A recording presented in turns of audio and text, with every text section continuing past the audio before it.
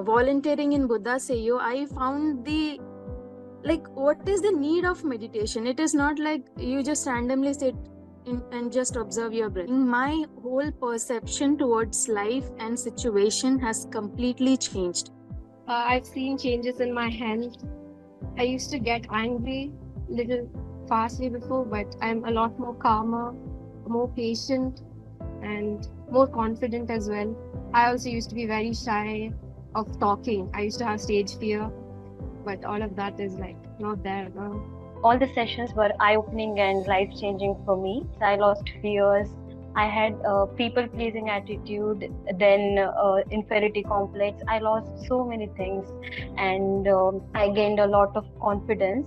I feel like I'm a wick of candle in an ocean of disturbances. So no matter what I go through in it, I know that at the end of the day, I'll always stay grounded, that I'll always come back to my base. There was more openness, there was more kindness, there was less judgment in meeting different people, and there was less judgment in general. My journey really started in the last 5 years when I went out for college and seeing the world for as it is, the reality of the world was something I had trouble accepting with, and coming into spirituality really helped me pull me out of that negative thinking pattern that I was stuck in. Meditation has given me a positive outlook. I manifested for a job. I make a vision board. I started visualizing all the things, how my interviews are going well. My last section was completed in last Sunday only. And this week, I got 2 offer letters. Yeah, I am so happy for this. Before 2 years, actually, I have been working with a company. So I was only a developer in that project. Actually, I had manifested the particular salary. I had asked for a 300% hike. Like I have decided XYZ amount. So before a week, I got a mail from that 2 years back client that we were impressed on your work. So we want you to join our company, and we will provide you this salary XYZ. That whatever I have decided. I'm so surprised. I am working in a company called Viva.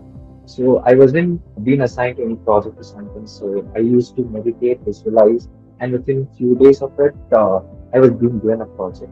So this is one of the things that I had experienced is effective meditation and manifestation. I was able to manifest something really amazing. I was able to manifest a job, and especially when there was recession happening here in the US, job market was bad. I was able to manifest an internship as well.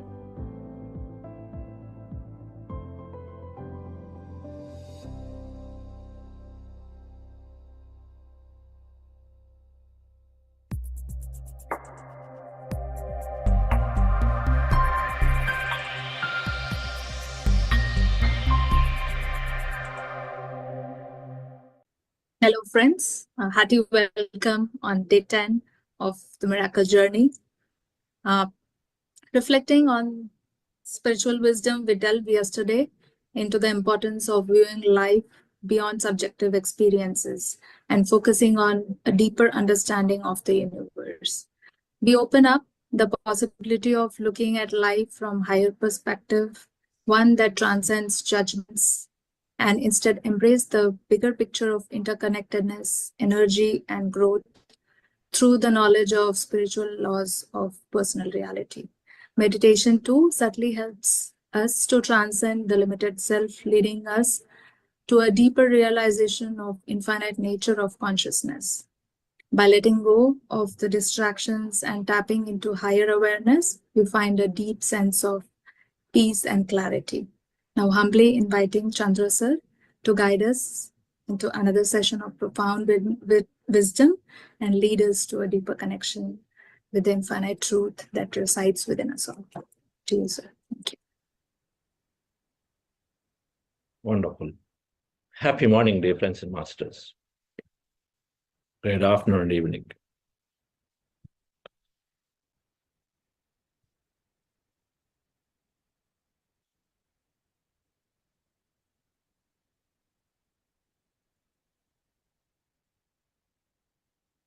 Asatoma Sadgamaya.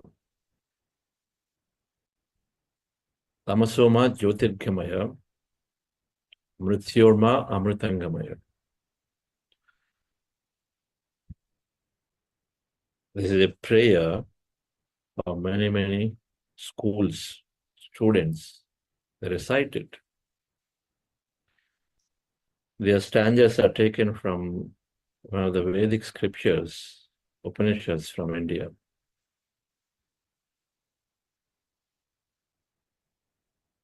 Ancient scriptures, profound wisdom of spiritual science from them.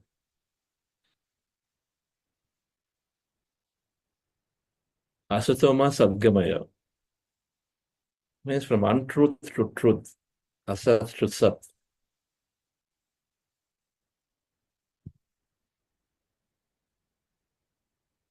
I'm so and so, I'm superior. Untruth. I'm so and so, so I'm superior. Living in untruth. Untruth to truth. The prayer is saying every day, Asatoma Sadgamaya. So move me from untruth to truth. Tamasoma Jyotirgamaya. Tamas is darkness. To Jyoti is light. From darkness to light.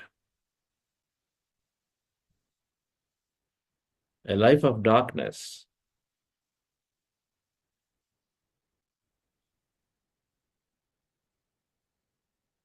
I am the cause of suffering from everybody. I am a waste. I do not have a life to live here. Living a life of darkness.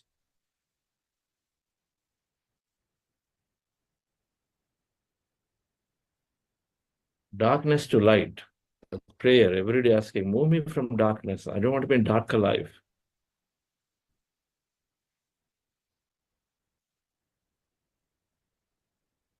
Mrityorma Amritangamaya. Mrityu is death. From death to eternity. Or move me towards that thought that where there is no death. I'm always life continuity. Eternity is there. Because that prayer emphasized that everyone, for the most part, thinks that death is there and death is the end of it all. And so then life takes a different turn because we have that opinion, we have that misunderstanding of it. Understanding is one, but living like that is another. So Mrityorma Jyotirgamaya is to move into a higher understanding that there is eternity, there is life continuity. Sat to Sat, move me from untruth.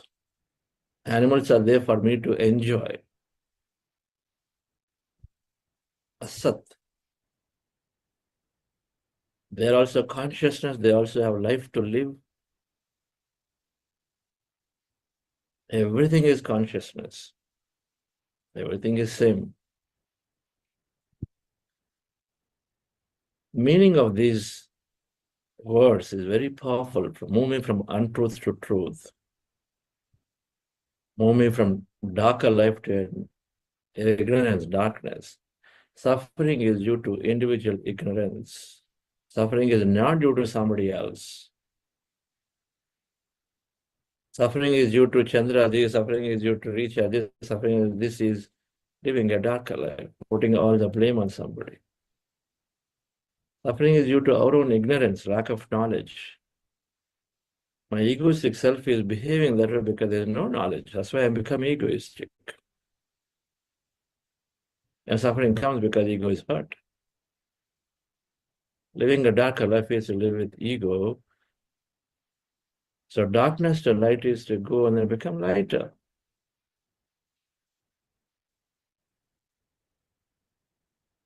And then Mrityorma Amritangamaya, the moment we overcome the fear of death, the moment we go with the higher understand the life continuity is there, the only thing we do is to live in the moment, experience the moment.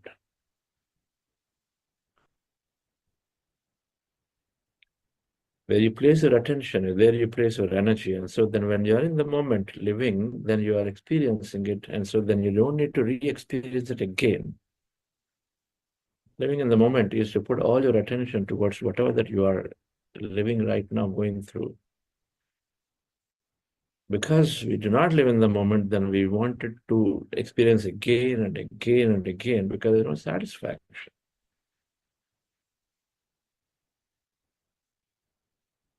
So you want to experience again and again, so then that's where the greed slowly builds up.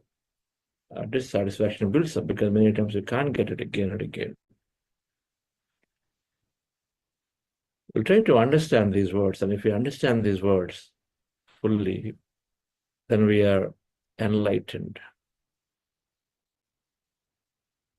Enlightenment, it's easy, simplified. Enlightenment is not something only for some select people sitting in Himalayas, or those who wear certain type of clothes and say only they can be enlightened, but not anybody else. Enlightenment is a level of understanding, and if we decode and these three words are understood fully, then one is fully enlightened. Then we live a life of enlightenment.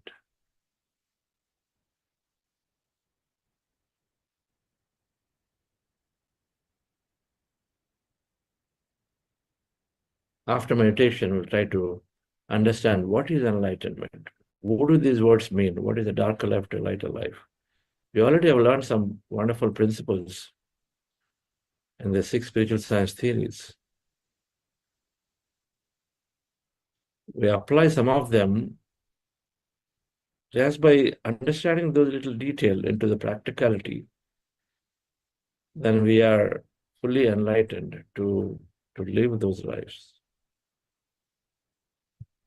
If reincarnation karma is saying that you choose your lives and you come here and experience according to your role, then enlightenment state must come. That suffering is not suffering, it's just another experience that I'm going through.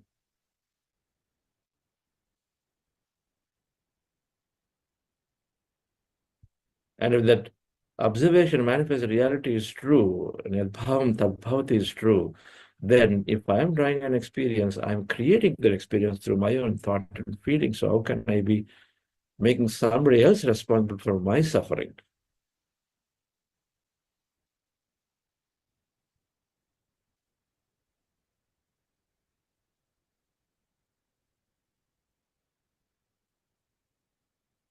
So we look to dwell deeper, trying to put together these concepts into an understanding that is applicable in our day-to-day life. Enlightenment. What is enlightenment? Enlightenment is not about, oh, it's very enlightened state, okay, it's in bliss and enlightenment, bliss and samadhi and all these moksha, big words are there, but that's okay. Those words are there, but that's just one of the many states. Ultimately, it has to mean something to this life. This life, it's all about how am I living this life.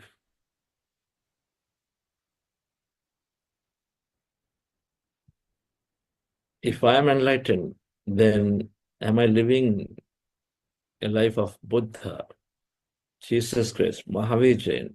They seem to have done something that their wisdom and the knowledge and then goes on for centuries and centuries and centuries.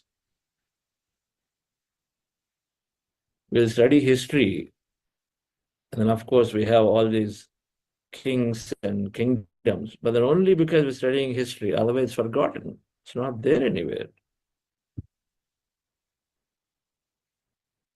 We don't even know what is the largest and biggest company that contribute to the world and who are the biggest leaders financially who contribute to the world. We don't even know them only if we didn't read history. But we don't have to read history to know about Mahavir Jain, know about Buddha, know about Adi Shankaracharya. It keeps coming up somewhere or the other.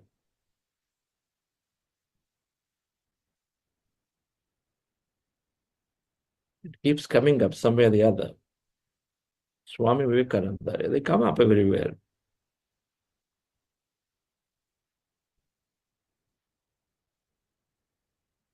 If I'm living an enlightened life, then I must be like a Buddha. I'm sure if Buddha is remembered, I will be remembered for the way I lived, for the message that I carried.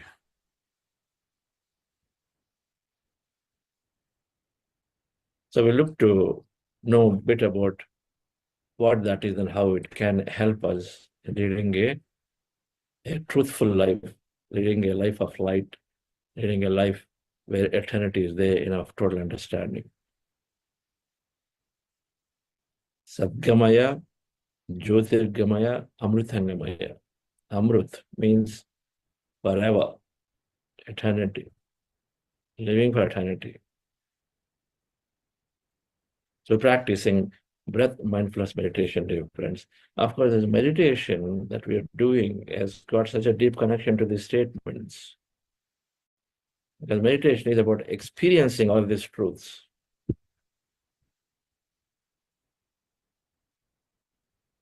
Whatever experience that we want, we move into that experience. So you just have to know more about what is that I'm pursuing, to know more or experience more. And so start with knowing more. When you start with knowing more, when that quest starts, I'd like to experience what does it mean to be in Amrutangamaya state. That means in a state of eternity, there's no death. One of the masters wanted to experience because her husband became the body when she was in vacation in another country. And she's a great master. And she wanted to understand, because in spite of knowing the truth, she wanted to understand what is death? How can it be? I'd like to know what exactly happens. The other questions she had, I'd like to know what happens after death. I want to be there to know. And so then one of the meditation experiences shortly after, she was taken, she was in the meditation, she was dying, and then she was taken. It's a experience. She was taken, and the light comes, and the light beings come. When death happens, there is a light, and then it's taken, and then distinctly a few beings come, she is taken, and then you go through a light, a tunnel kind of experience. You go, and a high speed. Then suddenly something opens up. It's symbolic of opening to another dimension, a different frequency world. If anybody is experiencing speed travel, in meditation, you seem like you're just going through some tunnel, high speed. That means you are about to go into another dimensional world. And she is taken to the other side of it, and then she was shown about how people of various types are experiencing life there. What's happening there? Place after place, dimension after dimension, then it's come back. After all the experiences come back into the body. It's like a dream, right? What we learn is what we move into. That is sufficient for her to come to a solid understanding that there is continuity there. I don't have to feel sad and bad about my husband not there.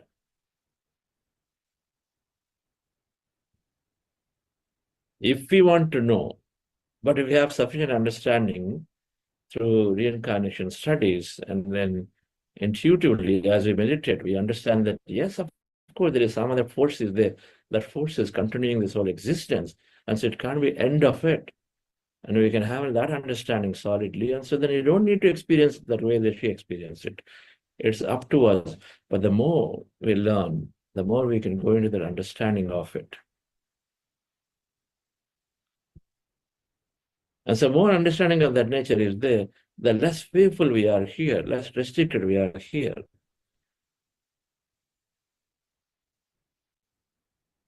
So we'll know more of this after meditation, dear friends. Relax yourself. We're practicing breath mindfulness meditation. Our goal is to rest the mind and empty the mind of thought. We do this by observing our normal, natural breath. As seen in the picture, sitting down comfortably on the floor in the chair, crossing your feet, fingers into fingers, hands rested in your lap. Observe your breath anywhere in the nose with your attention on, with your eyes closed. And observe the breath slowly. Mind is becoming empty, becoming less and less of thought. We go into these empty states. We may experience energy, sensation, movement, or simply we're just there quietly. Nothing else is happening. But by observing the breath slowly, mind is going into the empty states. And be in that state, whatever that is, feels like, in case you have thought at any given time. Bring your attention back to the breath. And again, go into that empty states. Again, repeat the process called breath mindfulness meditation. Before that, you're practicing heart elevation process for a few minutes to settle down and to go into deeper meditation. Dear friends, relax yourself. Follow my guidance for this if anybody new. Relax your body.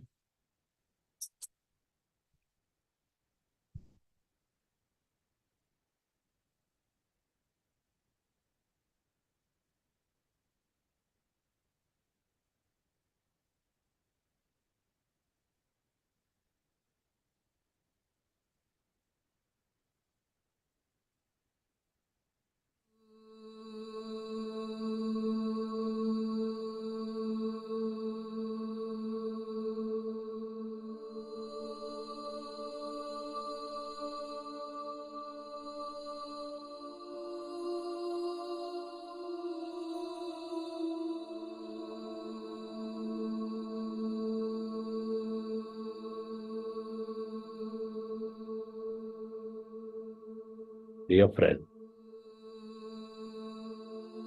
dear master, with your specs removed, eyes closed, with your hands on your chest area, and with your attention on your beautiful heart,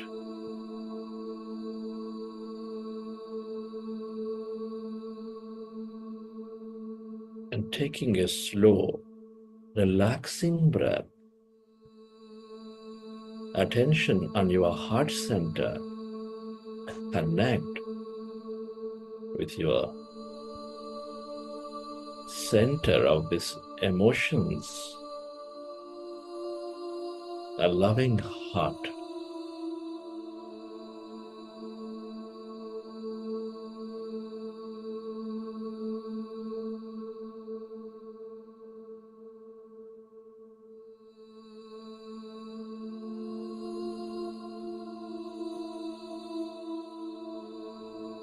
Feel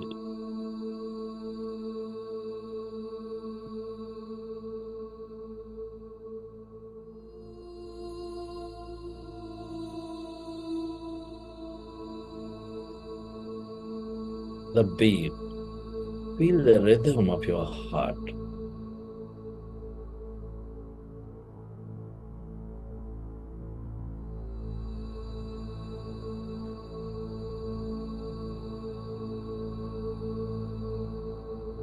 Which is helping you thrive in life, which is helping you expand life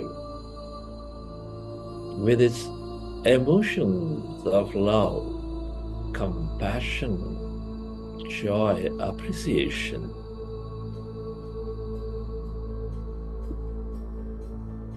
Come on, dear friends, connect with it.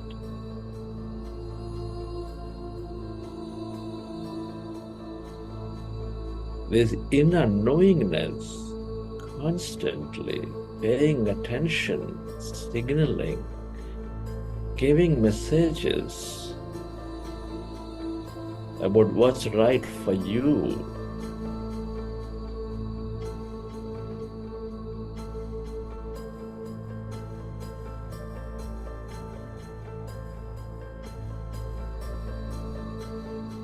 Your heart knows. Feel it, dear friends, appreciate it. Was helping you all the time, before you even knew about it. It's there with you.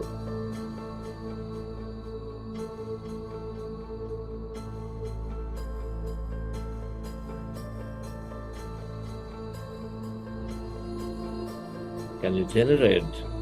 I imagine an experience and draw the higher emotions of joy, appreciation, compassion. By recollecting experience from your past or from the present, simply imagine.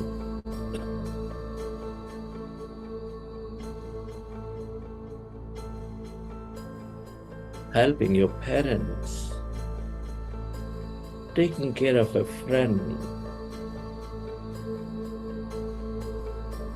playing with that child, be in that nature of whatever that may be, dear friends. Imagine and move into that emotion, feel that energy.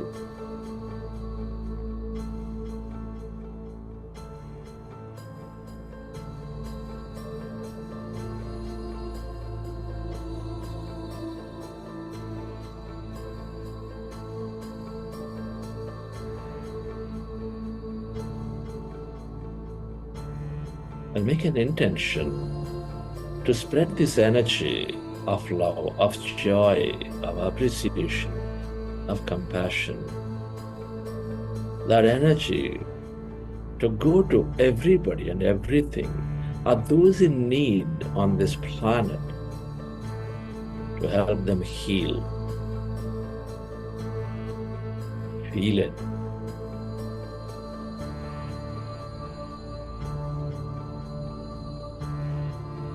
That feeling of this energy, helping them to heal, helping them to know the truth, that we are one.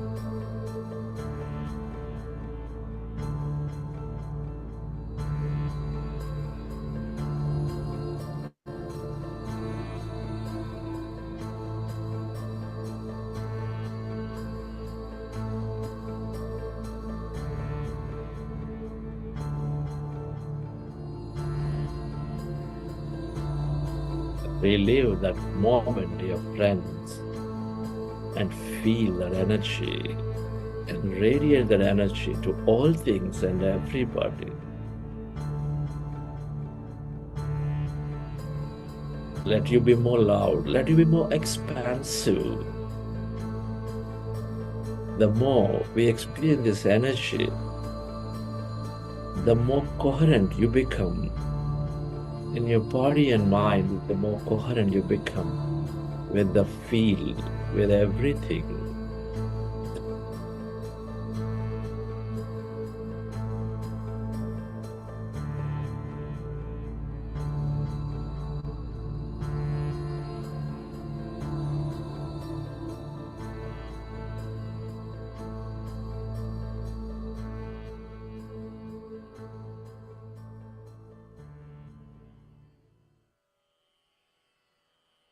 Slowly, let's go into breath mindfulness meditation. With your fingers into fingers, hands comfortably rested in your lap. Observe your normal, natural in-breath and the out-breath.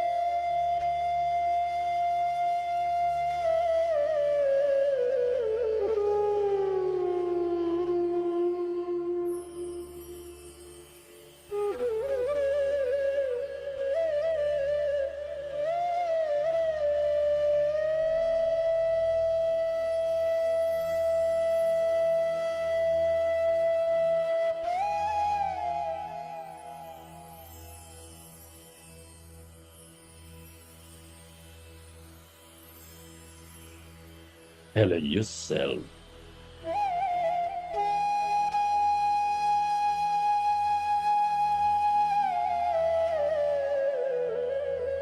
to experience that emptiness, that calmness.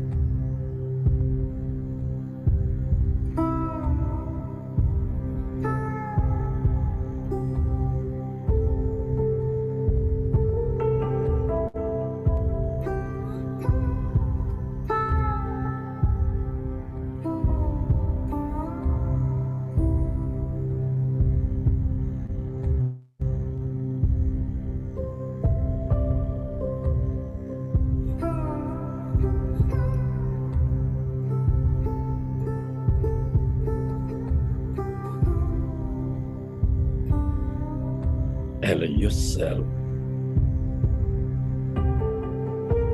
to merge into your breath and allow yourself to experience that emptiness,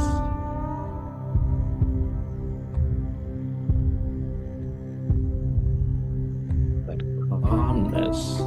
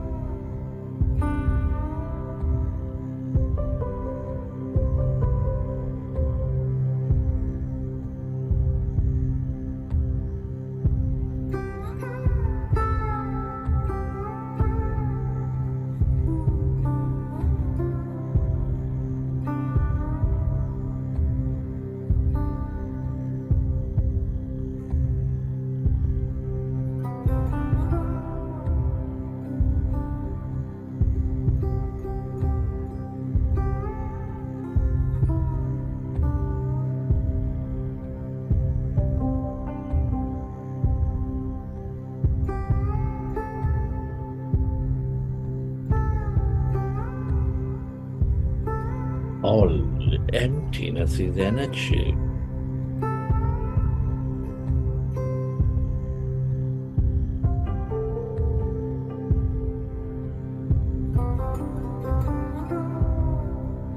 We see the quantum field of energy.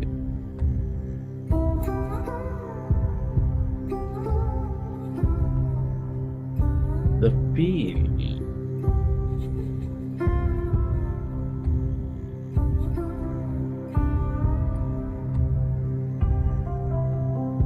limitless possibilities.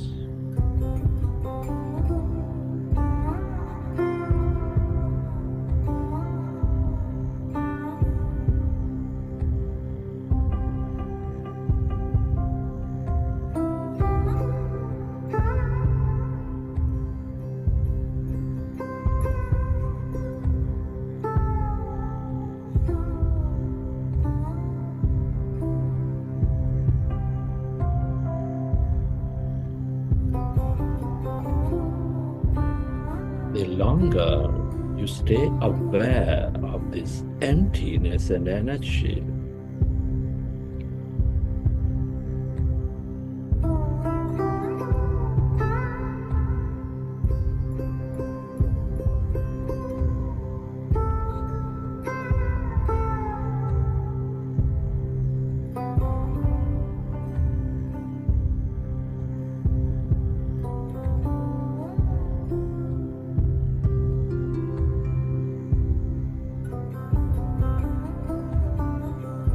the more experiences you draw into your life.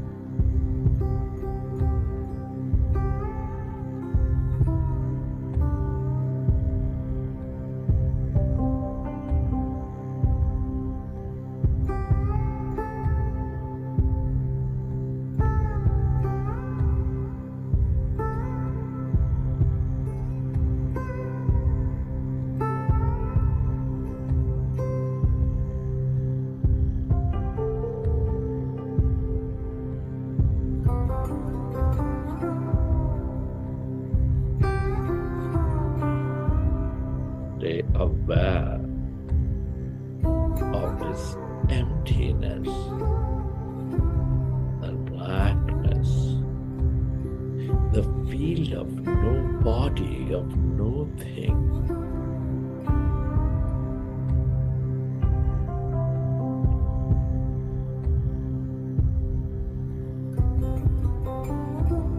The longer you stay connected, the longer you experience this field of energy,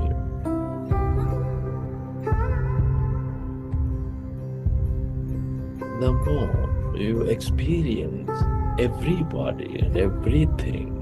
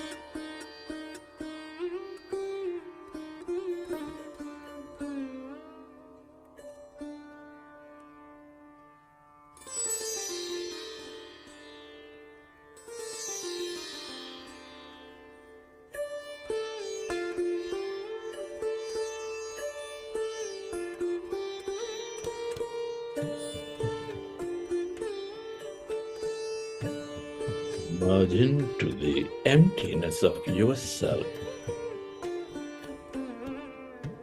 your divine self.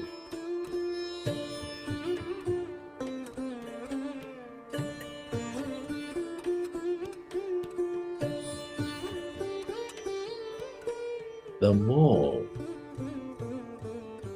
you are with it, with this emptiness, that calmness,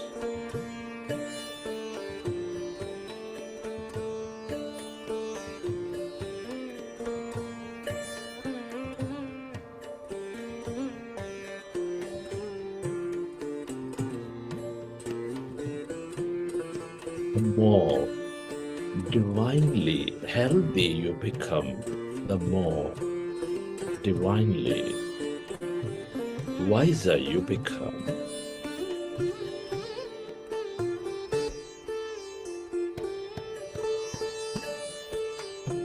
The more divinely greater you become.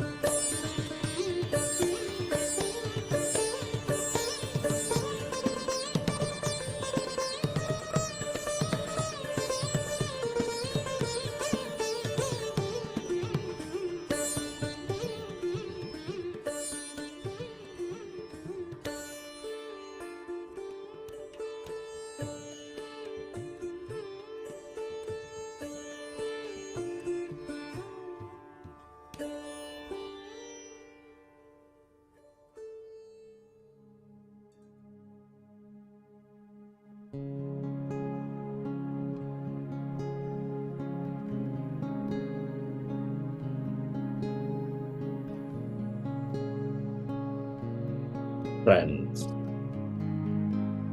At this time, let's express gratitude to all things and everybody. Gratitude to your parents, teachers, mentors, family, friends, colleagues, relatives, everyone.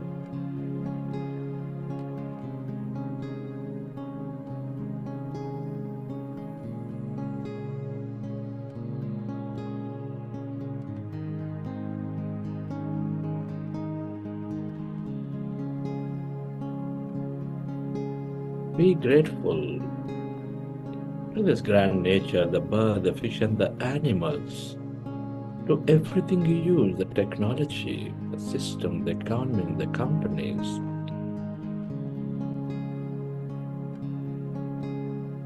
Gratitude.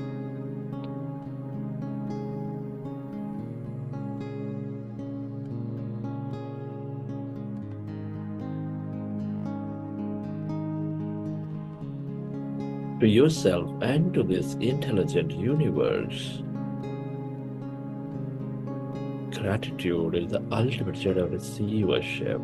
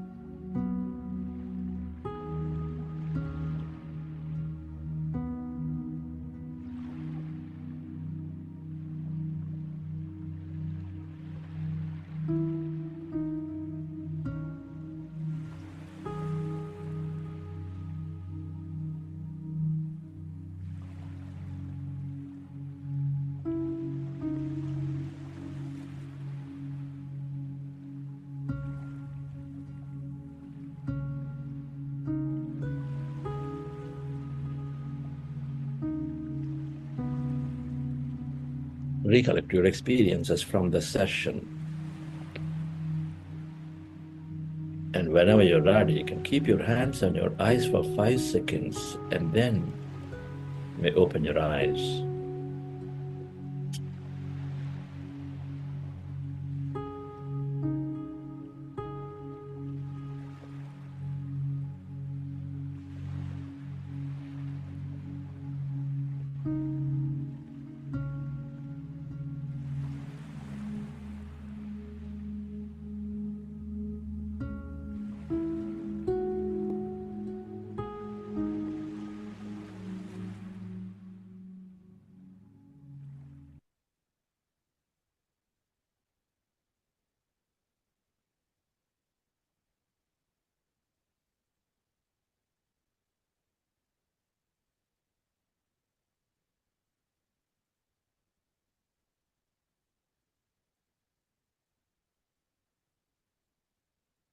Okay, dear friends.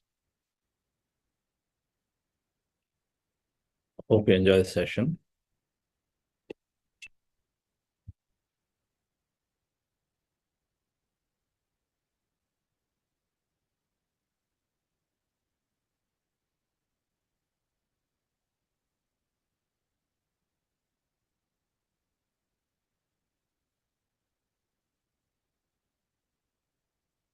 What is enlightenment? If I have an enlightened understanding that I'm leading a life of light, no darkness in my life, no suffering is there. If I have an enlightened life, that means I'm always upholding the dharma, the truth. Dharma is to live in truth.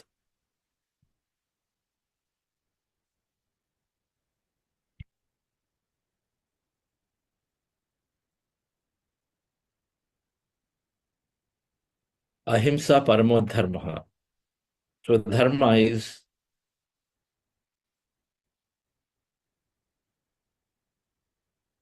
if I am enlightened, then I uphold that value. Ahimsa is not only just himsa, is physical hurt, even mentally. My vakshetra, the way I speak, must be impeccable.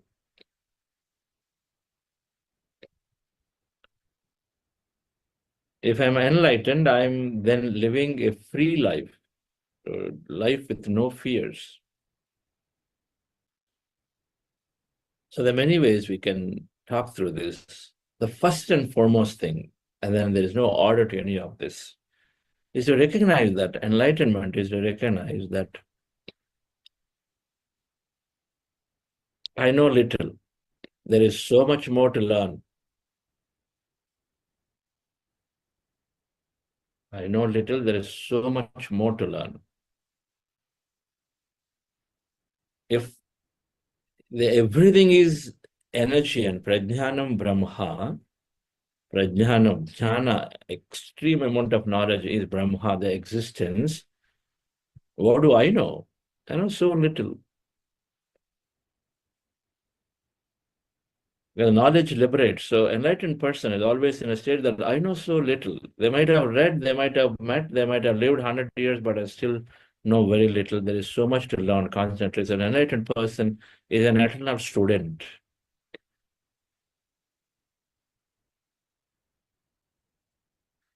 Eternal student of life, eternal student of life after life, of personal reality, cosmic reality, everything.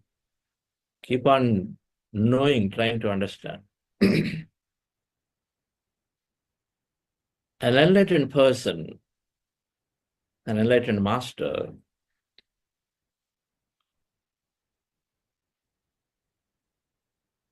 behaves as if, never behaves that only he knows. One is I know little, second now behaves only he knows, others don't know.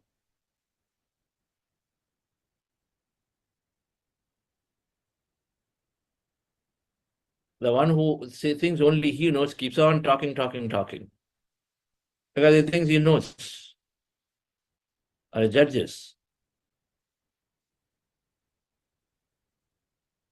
An enlightened person does not think only he or she knows. Another person says, okay, I know. Yes, I know, but I know little. I mean, they also know. Everybody knows.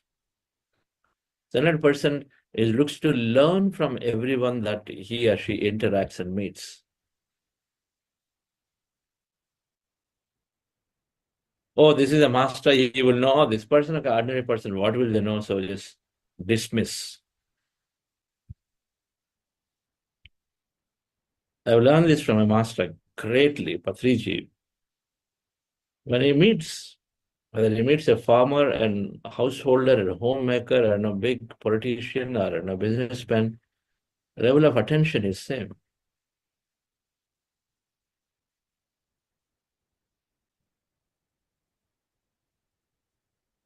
Attention and then spending time to see what, and then ask, okay, tell me what is a little bit more about you. And then even however who they are, a little bit more about them. I was there in the weekend. We went for one of the senior pyramid master Krishna's daughter's wedding, and so I was there at Patriji's Guru's ashram. Because I was anyway going that side, I wanted to go, and then we wanted to go get some meditation there, so we went there. And when you go to Guru's ashram, there's Samadhi. Patriji's Guru Sadananda Yogi Samadhi. So one caretaker there, and normally what do you do? Dismiss caretakers. Great master. Then he was talking about how, and his heart is full. He said, the Patrisa said that we have to give annadana to everyone who comes here, because it's a remote village. And villages, they struggle for food. He said, give annadana to everyone, and then of course give meditation. That is always there. In any meditation place, there's always first meditation is there. So whoever goes, he was saying another answer. The only thing that I want to give is we are working on trying to make this more and more and more. He said thousands of people will come. Today, about 200, 300 come and eat and go. And then he said one thing. When we're talking about some masters, yes, that master Patriji asked to go there, to go and take care of the ashram. Patriji told me to take care of this for lifelong, so I'm here to take care of this lifelong. Then he said, we were talking about a common, another master. Patriji asked him to go and then stay in Pyramid Valley, but he went there. But, he couldn't stay there. Patriji said, look at the work. Don't look at unnecessarily inside what goes on. And then he kept going inside. Inside what? There'll be all full of politics, full of blame, full of this and that will be there. You go into the inside, then you'll all be focused on work. This caretaker is talking that I came here for work. Of course, so many problems will be there. Challenges will be there inside. You open up. Frustrations will be there. You're doing a big yajna, big program, running a center, doing this, doing that. Issues will come. Day-to-day issues will come between people.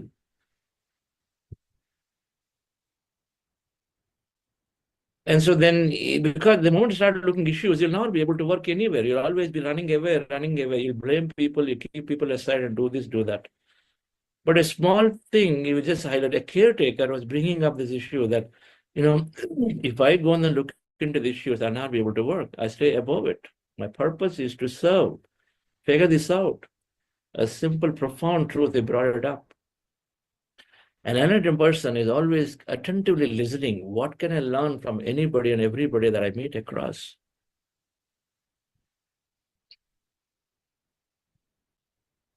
We meet so many people, we learn so many things from everybody if we are open about it, we not dismiss them. We just keep on opening our mouth. An enlightened person, the moment he meets an enlightened master, he never opens the mouth. Listens, okay, what can I learn from them? They don't try to go on impressing, okay, I know this, I read Bhagavad Gita, I read Vivekananda, I did this, I do Gandhi, I do Krishna. Nobody opens those mouths.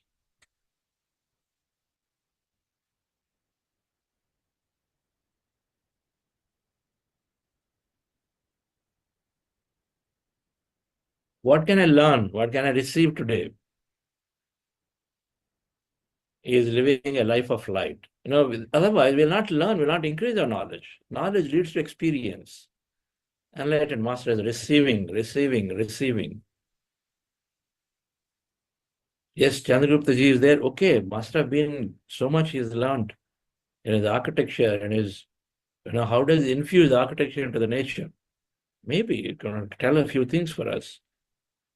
He's a master. What is his new experiences? What are the new experiences for the last 3 years? He reads a lot, so maybe some wisdom that maybe I can learn from him. When we meet a master, we are completely in silence and we're trying to learn. Recognize that I know little, recognize that I can always learn something new from this master whom I met 6 months later, because the things change. The situations would have changed. An enlightened person is living in great friendship. Enlightenment now is about sitting in Himalayas and then going into the blissful state. Enlightened person means living in great friendship with everybody.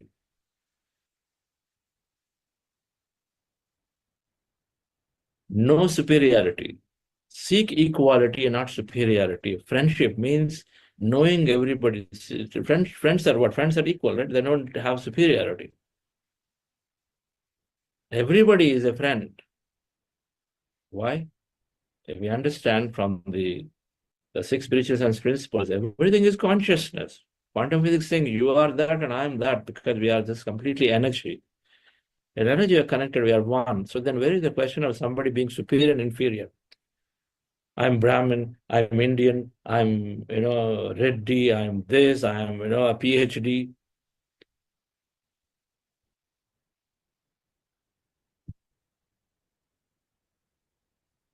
Enlightenment is to seek friendship with everyone and then letting everybody be what they want to be. That's the second part of friendship, is equality, and then allowing other person to be what they want to be.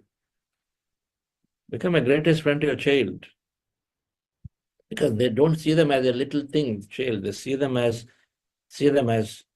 souls, see them as same as you, the consciousness. When we see every person as consciousness, then we seek friendship, we seek equality, and we allow them to be what they want to be. Don't twist them and say, you have to be like this. Why are you not like this? Go on giving suggestion, go on, saying this is not how it should be, this is how it should be. For everything you have a comment. That means you're twisting other person not to be the way they want to be. Let them be, no? You like mango, they like orange, so why not? You want to do this business this way, they want to do some other way. Why not? Okay. What's so big deal about it? Okay, you spend 10 rupees in doing it, they'll spend maybe 30 rupees in doing it. That's where the problem comes. Oh, you're wasting money. Everyone can only learn through their experience. So as much as I know, as much as I advise, I give suggestion, but then we'll have to let other person decide and do. It's a different thing when somebody agrees in your workplace, in a contract. In a contract, they agree, it's a barter system. Then it's a different thing. Okay, they agree to do a few things and then in return they take money. That's not service, that is an agreement you have. So there you agree to abide by a few rules and you do that. You don't waste money in this and that. You agreed to that. So then for that you're taking something. That's a different thing.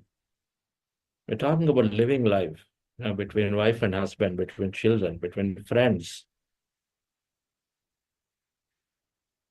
An enlightened person is exhibiting the highest amount of compassion. Highest amount of compassion to everyone around. Oh, that's their problem, their karma, let them suffer, I don't care.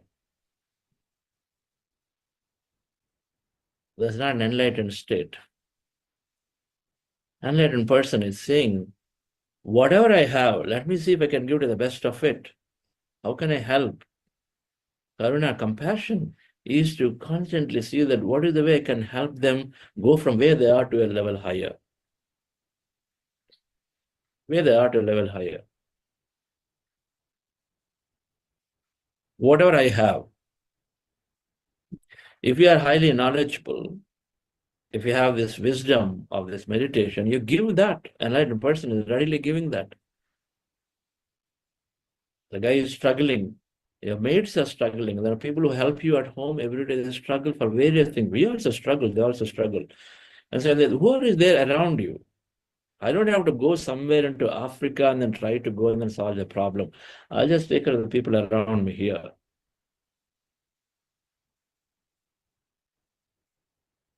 What is around me? Am I able to give what I have? Am I able to show that compassionate heart? Friendship is to allow them to be what they want to be. Compassion is to give that help. I have knowledge, then I give. The more the knowledge I have, I give to others. Then when I meet a master, I receive that. What you give is what you receive. Law of cause and effect. Law of cause and effect. We learn this. If I have knowledge and share wisdom to people who I understand and see that they do not know, they're blaming others, give this wisdom. Your thoughts create reality. You come with the design, so why are you blaming? If I have a little bit of money, I share that money. Rather than leaving them to, okay, their karma, they will figure it out. Okay, I don't care, only me. That compassion has to show up in our daily life right here. When our colleagues, when our people who are working with us, helping us in our cause, in our life design, a driver and a maid, and then they are all working in our life design. They're not just there for paid salary. They are there in your life design. They could have been helping somewhere else. And so when you look at them and say, okay, they have some function, they have some requirement, we take care of them a little bit. Whatever that is, compassion. People have a lot of challenge, give them your time. Whatever you have, share. That's being living in compassion. I'm not saying that's all your problems. At that moment, you feel, do something for them. And then you are knowledge to help them to solve their problem permanently, give that. That's most important. Everyone here who meditates, who knows this knowledge, must be giving this knowledge, not giving only a physical help. Give that physical help necessary. Food is necessary, give that. You don't have to take care of the shelter. Maybe today's shelter is not there, maybe that. But then give them the knowledge so then they can create what they want. Whatever is possible for you, within your capacities, do food, shelter, within your capacities. You don't have to borrow things, capacities. An enlightened person is really compassionate, never leaves people out. An enlightened person is not thinking that I'm enlightened, so I'm going to give all this enlightenment to somebody else. It says, I'm enlightened, I'm this master. Now I'm going to give this mastery to everybody. You cannot. How can you give mastery to somebody? Everybody has their own design. Oh, yes, I've got all the power, so I'm going to give you blessings and I'm going to heal all you and everything. Enlightened person will never do that. No healing. Never saying that I know it all, so I'll also tell you how you can become that, and then so you take it. I'm going to give you enlightenment. How can you give enlightenment to somebody? You cannot. What you can give the information and give the knowledge that you have. You can't give them enlightenment. They need to take that. If they take it, they get enlightened. If they do their practice, they get that. Saying that I'll solve all your problems, saying that I have my blessings, this concept of blessing is wrong. That somebody gives me what? If I am consciousness, who should I take from? I take it from myself. Friendship is there from everyone. Friendship is there. Number of times people ask me, sir, bless my child, I need your blessing. Okay, I wish you great, no doubt about it. No doubt, I wish you all the best. Enlightened person is never hurrying up and never wasting time. Enlightened person is never hurrying up unnecessarily and never wasting time. Unnecessary hurry. Oh, his time is getting over, I have to run. They're not there, but they're not also wasting time. Every moment is greatly utilized. And years pass and say, what did I do with my life? Time is gone without even realizing. Every moment is precious. If I come with a purpose, and then if you see everything is evolving from consciousness, nature, 5 days later, go into a specific park, suddenly it changes. How much work has happened there for it to grow and change? Work of consciousness. So how should I be in creation? Just wasting time, procrastinating for tomorrow. That's not being consciousness. Consciousness is in this positive urgency to experience more. We need to be in that positive urgency to experience more.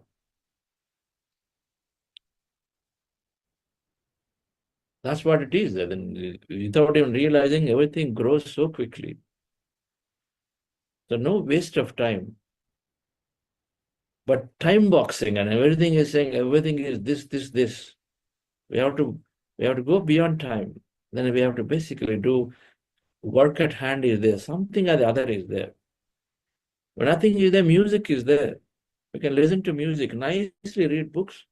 Rather than wasting at airport, looking this way, that way. Why don't you go into meditation? Why don't you go read books? In flight 2 hours, we kill time. Nobody kills time. An enlightened person never kills time. The word only drops. Killing time, it drops completely. Right? All gossip and then going on talking about, okay, we're going from place to place, in a tours, in a bus, they're going gossip for the next 2 hours. Enlightened person not killing time, enlightened person utilizing time greatly. Okay, I'll meditate, I'll sing, I'll contemplate about my life for the next 3 months, last 3 months, what happened, where am I going? I visualize, I dream about the future that I have. So many tools are there, express gratitude. I look at everything happen in my life and then express gratitude to person after person after person after person, thing after thing.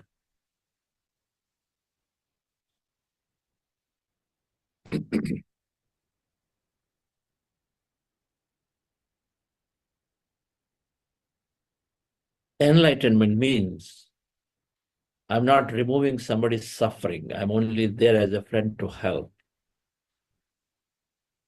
I have to let everybody learn through the lessons. If I'm doing the homework of my child will always be dependent on me. Enlightened person will never make somebody dependent on you. You make others dependent on you. You find your answers from yourself. You do meditation, you sit down, you get your answers. Don't go on doing somebody else's homework. Come. Oh, I got this dream. I will analyze in great detail what this dream is. Okay, the guy will come with tomorrow another dream. You got the siddhi, you got the power to analyze all of that and keep doing it for the lifetime. So that person is also lifetime. The moment you're not there, they don't know what to do. They don't know what to do with their dreams.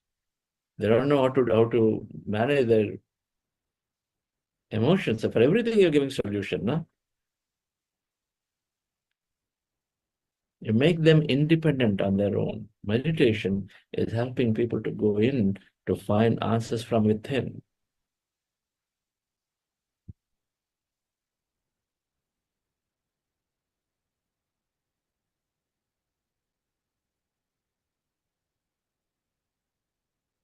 We can talk about enlightenment. Enlightened person is always recognize the mistakes will happen, right? Okay, mistakes happen, no problem. But go on pounding and say, because of you, this has happened. Because of this, we are in this trouble. Is not an enlightened state. Enlightened person recognize, okay, mistakes happen. Okay, I move on. It's okay, no problem. Mistakes will happen. Whatever. But knowing that only through that I learn is an enlightened state. So allow imperfections to be there, allow failures to be there. Don't jump on people and then strangle them because of you and then make them feel guilty forever in their life. Because of you, I'm in this state. Because of you, we're in this state. No, this happens. Recognizing that because of it, life happens, growth happens, learning happens. And so allow mistakes to be there. Recognize it. Enlightened person is not doing mistakes. Enlightened person is, everybody does mistakes. Enlightened person knows that yes, mistakes happen. I can recover from it and move forward in life. That's an enlightened state. And so then you're also allowing others to be in that state. My colleagues are there. Of course, a junior colleague will make mistakes. Why not? I've been there. I've done that. So of course, it's there. Being tolerant to it.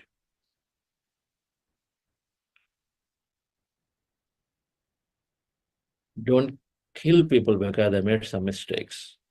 Or in your view or idealistic behavior, they're not doing it, and so don't kill them. That's not an enlightened state.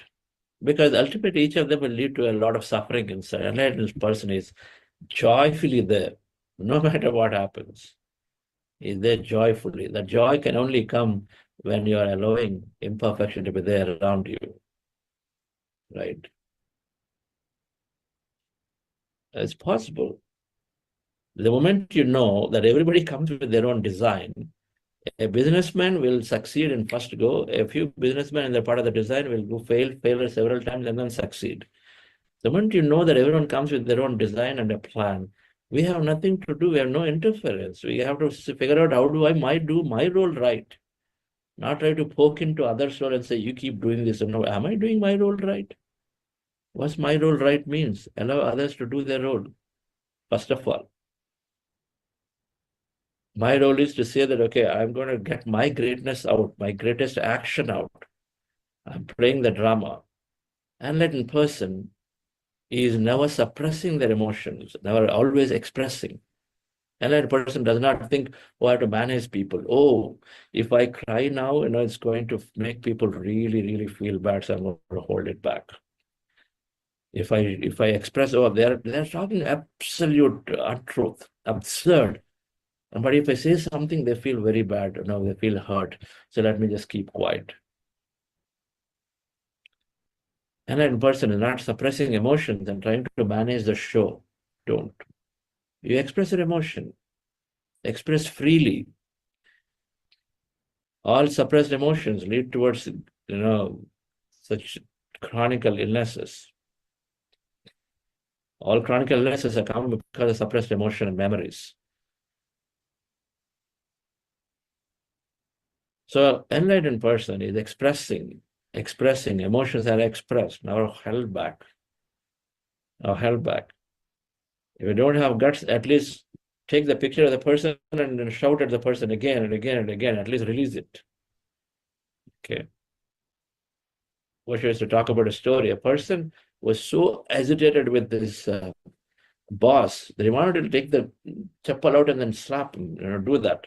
But he can't do. The boss is utter nonsense. The boss speaks, stifles them, and he used to have so much, because it's fully one-sided. You wanted to just literally slap him. Then the person gets worried. Oh, the moment I see my boss, definitely one day I'm going to take my chappal and then hit him. So then he leaves the chappal at home and comes. Then he's not able to hold. They start looking at other chappal that time. Then he has to pull other chappal out and then hit him. So it goes on like this, and it becomes, mad. He's not able to hold. The doctor, his wife takes him to the psychologist and says, okay, so some problem is there. He's not able to hold. The psychologist says, okay, no problem. So easy. Take a picture of your boss, put it on the mirror. Every time you feel, then slap him with your chappal there, right there. Do it. He does it 10 times, he does it 15 times, he feels great. Next day he goes there, he feels great, no problem. Then his boss gets confused. What the hell? He's become so nice now. He's not doing anything. Then he asks, what are you doing? He says, sir, don't ask me. I can't tell you that. It's like that. We express some way, figure out a way to express some way. But the right thing is to express right there. Enlightened person is not serious. Not seriously there, and then, as if there's nothing, everything is just going on very seriously and stiff and serious. Is laughing, is making people laugh, is laughing at himself, not worried.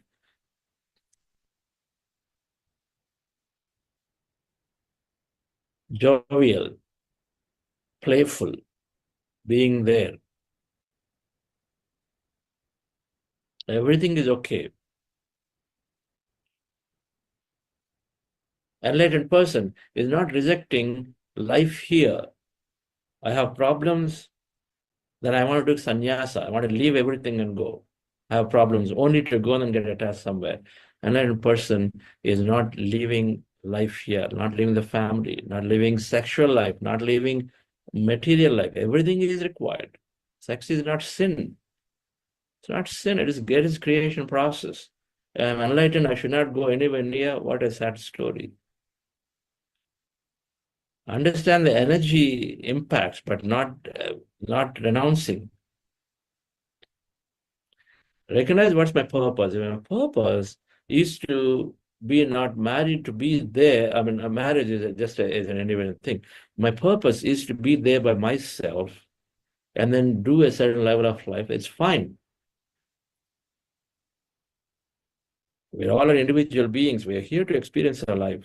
But experiencing a life, learning life and go through is through various designs. And in samsara, and being here in this society, we learn so many things because we're thrown at situations all the time. And our knowledge must come to practice right there.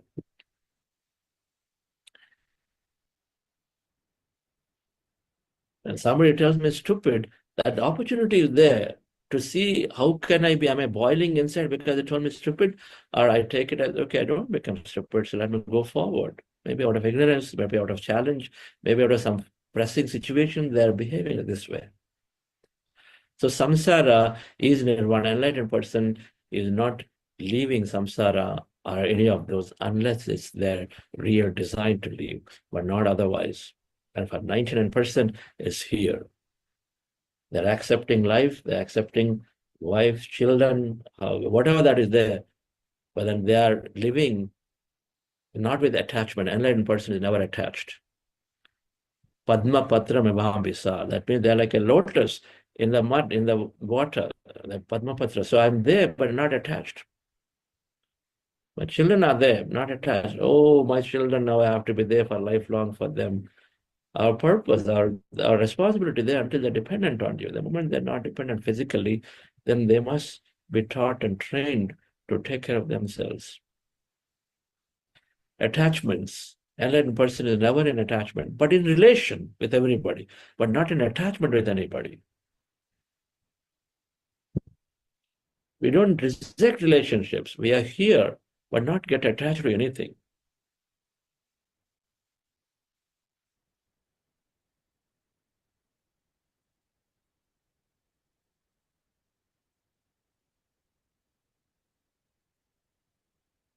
Attachment leads to suffering. And so we know that. And so dukkha, Trishna is the cause of suffering. Trishna means excessive desire, greed. But we are there with everything that is there. We are experiencing everything. We want everything to be experienced. Of course, we slowly move into a purpose, align to a purpose of what is that really gives me joy. And we do that. But not attached, stay detached. And of course, all these things we hear, our meditation, help them to have all of this easily. But the knowledge is important, dear friends. So we go about talking about enlightenment, and the last thing I say, thoughts create reality. Anyone who is working with this principle, the thoughts create reality, is enlightened. Works with that opportunity. My experience, I drew through my thoughts, so let me change my thought. I want something, I can get it, and have that miraculous thought. If somebody else has to do that, only I can have it, is unlightened state, is a darker life. Because nobody will ever come and then save you. Who is going to save? Today, so many parents are saying, children are not taking care of me. What to do? Children are leading their life. Untruth, that somebody has to take care of me. Of course, truth, that children must take care of the parents. Whoever has helped me must take care of them, is truth. Untruth, parents thinking that my child has to take care of me, otherwise life is not there. Untruth.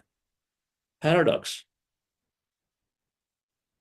A child must take care of people who help them. Truth.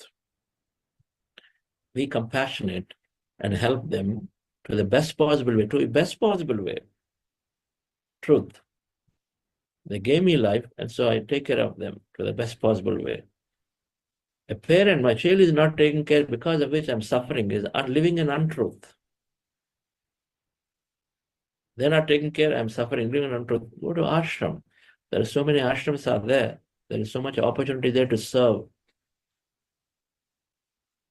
Everybody may not be the way you expect. Everybody has their own design. And so then why suffer? We take our life into our hands. Why suffer? My thoughts bring me into a greater coherent state, so I can be happy right here the way I am. Whether I care, I don't care. Can I be that way? And forever release the suffering.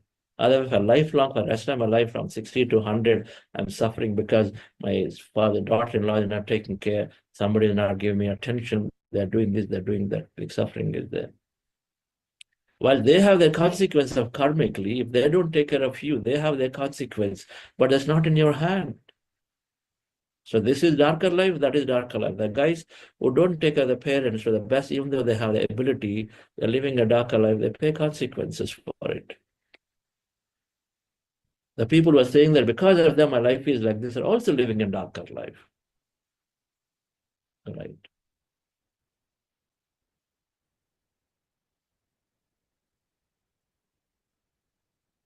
The last thing, dear friends, is that enlightenment means that we never judge. We never judge. We don't even understand ourselves. How can I judge somebody else, something else?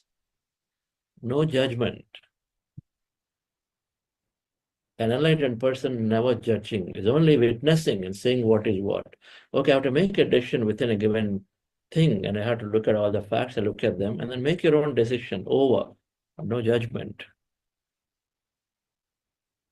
First, know yourself before you can even judge somebody else. Know yourself.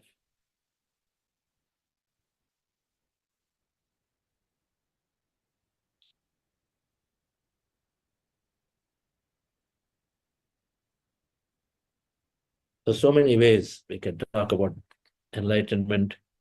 Patriji has done a beautiful lecture on this, but in Telugu. So I have to get this translated in English.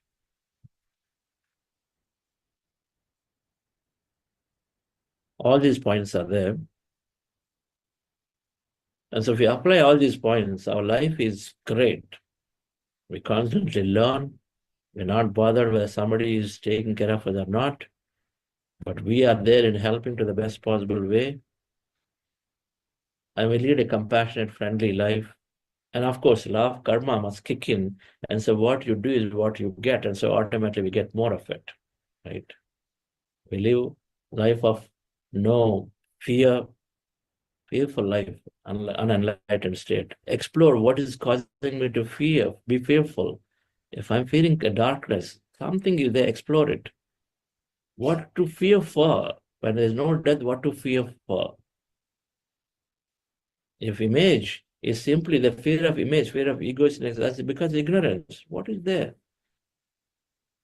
Fear of my image, and so that I don't want to do it because people think that I'm a failure. Whatever I do is perfect. Some image protection is there. That's why you don't want to jump in and teach meditation. You say, no, I don't know. Observing the breath is known. You know already, observe the breath, life will change. Why can't you talk about this to others? No, they feel bad. They judge me. They think I'm not good enough. I'm not capable enough. No enlightened person is thinking, I'm not capable. If I'm the whole, where is the question of I'm not capable? That's unenlightened state. You don't have enlightenment. I'm not capable. I have to know. This is not there. That's not there. Not an enlightened state. I am the whole. I know something. I talk about it. I'm ready to learn from you, but I'll talk about I know something good. I'll give. Aquariums, remove aquariums. If I see aquarium, I talk about it. I tell them, come on, guys. You want freedom. You don't know to have a box like that in a room, so please release them. Tell that. Don't be a mute spectator. An enlightened person is acting with courage all the time because fundamentally that strength is there from inside. The fears are not there. I can uphold the truth, that is living a life of truth. Asatoma Sadgamayi, Tamasoma Jyotirgamaya, living a life of light. That means my suffering is because of me, not because of others. So I come out of suffering through various ways we talked about. Okay. And then I become unlimited the moment I know Mritya Mato Amritangamaya, eternal. I'm eternal means that I don't have fear, so then I carry my life greatly unlimited. Right. Thank you very much, dear friends, for being there. We will continue this program. Of course, a few more days. We're all quite tied up into this GCML, this big yajna that we're doing in Delhi. Right? There's so much goes on. So many great volunteers and Buddhasiwas are working towards it. We would like to see, and most of you be there in Delhi, in Bharat Mantapam, register for this conference. As much as possible, make an intention to be there, and then be there. First is to make an intention, thinking that, it's not for me. I'm sitting in some country somewhere. No, make an intention. I'd like to be there. If not today, if not this time, we'll be there at least next time. Great meeting of masters will happen there. Okay. Expansion of vision will happen there. Tremendous amount of inspiration will happen there. Inspiration to be like that Buddha, that we are forever remembered in whatever that little that we can do. All of this will happen, dear friends. When you come to a spiritual conference, a retreat will evolve personally. A conference will inspire, conference will expand our vision. So we're grateful to Patriji. Thank you.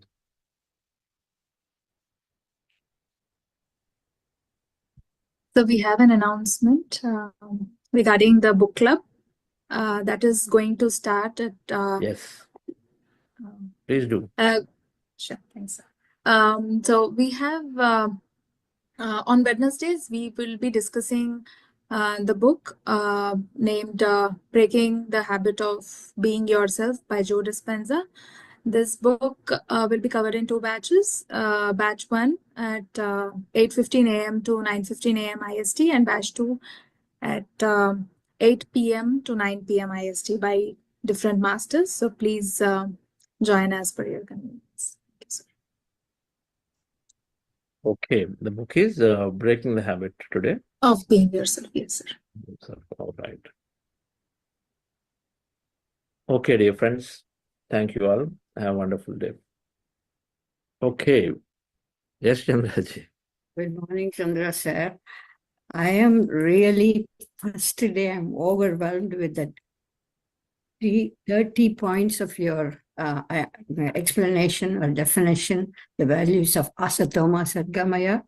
Though we will keep on repeating, I know it's from truth to untruth to truth and light to darkness and life to immortality. That's we do it every time. But you gave such a mind-boggling. I am immediately my ego started, am I having any one of these qualities? It's going along with mine side by side. I'm watching myself. So my question is to you is, so the enlightened master doesn't refer to any X or Y. If whoever has only that is referring to all that these attributes, all these qualities that makes a person enlightened. Is that what Buddha Yes. is? So that is the. That's all it is.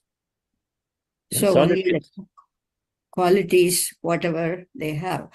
Then in that case, the truth is the asatoma. You said the first thing is truthful. Just to try to be the truthful. The person is a truthful person.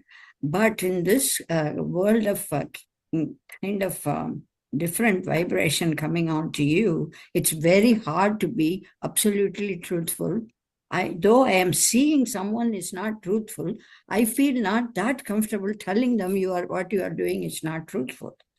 Sometimes that is even I'm watching some people are in such a highest positions, even at work. I watched so many big managers, directors, they all come and say something in the back. They come and say something absolutely not truthful at all. They are all considered top We have enlightened understanding, but not enlightened living yet. Oh, okay. Enlightened understanding is, okay, I know that their eating meat is not right, but they're not able to tell. Enlightened living is not there yet, Chandraji.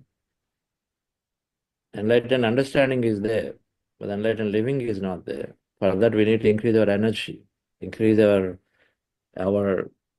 drop of fears. Somewhere we fear of something. We're fearful of something. And so then we don't utter those words. We tolerate. Situation to situation, it differs. But then we need to have the ability to talk about the truth. If because somebody is senior, I should not say, if you feel it's not right there, it's okay. But then still figure it out a way to express it. Right? And if you don't have that, then you said it is very hard to express. Hard to express. Now you as an enlightened master, you decide whether it's worth spending your energy there or not worth spending there. Some places you don't have to. It's simply you move away. But being there and not expressing is a problem. Then we're not living an enlightened living. Move away. Change your relationships. Change your people that you are company. Change your place where you live. You make a decision. Is it worth my effort to be here? That's an enlightened decision you have to make.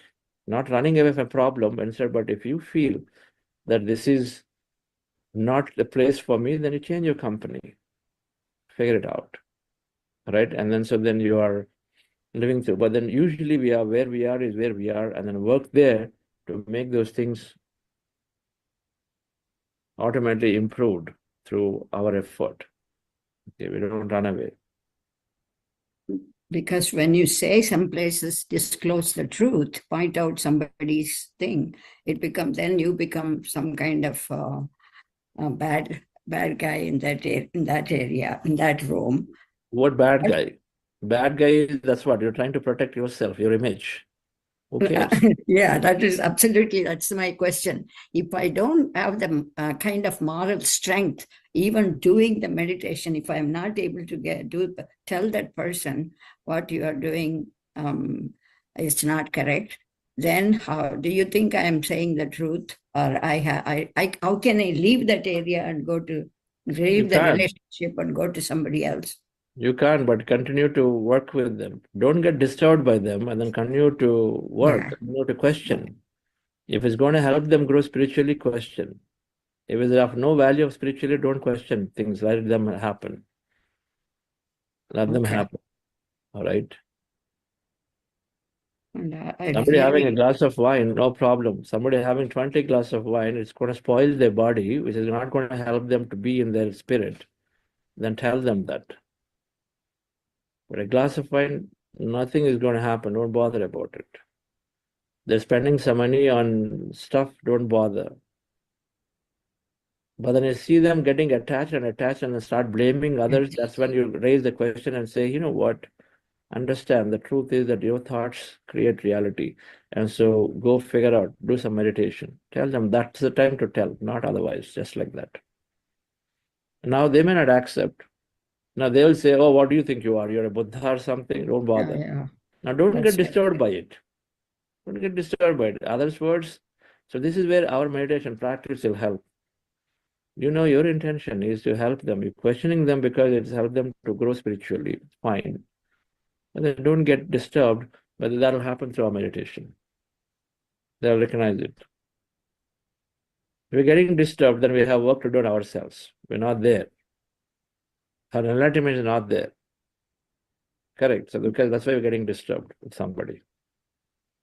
Yeah, that is true. Yeah, that's you create. You have created. So you continue to practice meditation, more service, more increase your energy, your fears drop. You have nothing to lose, others have everything to gain. Those are the states where you talk about things more and more. Okay. Yeah. All right. One day I will explain to you what was the situation, not now. Then that will, you gave me a good answer to that. That's good.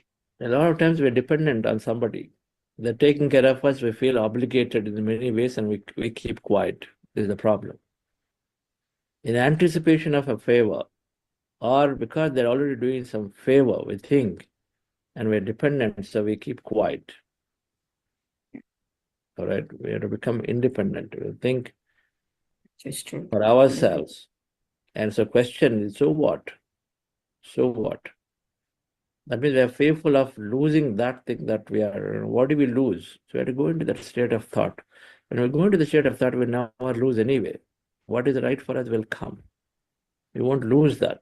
Many times we keep quiet because of this. Yeah, exactly. And a husband won't question, wife won't question. Husband, because they have the fear that I lose something, right? Or employer, somebody is getting a pension, somebody is getting this, getting that, many things, because we become weaker in our thought, in our mind, and so then we slowly let things happen. What do we have to lose? If we have to vacate the body now. So what else can I lose other than the body? That's the worst thing, right? The last thing that happened. So going to such a level of understanding, meditation will take us to that understanding. I think I'm getting now. In certain things, after talking to you, some of the issues were gone. Most of the time, yes, most of the issues in the mind only, they're not even there. We are building it up in the mind. And so then we have scenario, and then the counter scenario, counter scenario, go on projecting, and finally create the whole thing here. And so it will come true in the physicality. Instead, if you visualize about what we want to have, I would like to see that people around me are becoming vegetarians. Great. Have that visualization. And then with that thought, go on and talk. It will happen. Rather than having the negative understanding, negative thinking, oh, these guys are definitely going to stop me. They're definitely going to get angry about this because they don't like it. We also conclude they don't like it. They're really fond of it, as I can question. And if this is the talk we have inner, that's what we're creating outer anyway. So we change our talk and dialogue inner, and then with that understanding, we go and express. Right? Definitely, I'm sure the meditation gives us the good detachment and emotional detachment, Yes. not getting emotionally involved. That's the problem. So I feel now it's really helps me whenever I'm thrown in different situation. That's really giving me good strength. Though I was told about this million years, to me, it didn't make any sense. But now I'm seeing the emotional attachment, and those ones are definitely giving the big Yes. problem in anything. That is definitely outcome of that meditation. I would write it. Okay. Thank you all. Have a wonderful day.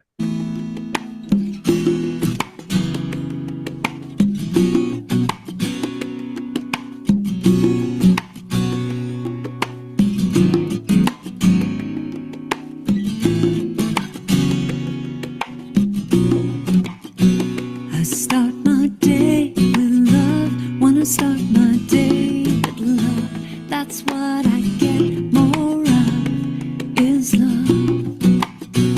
I start my day with love. Wanna start my day with love.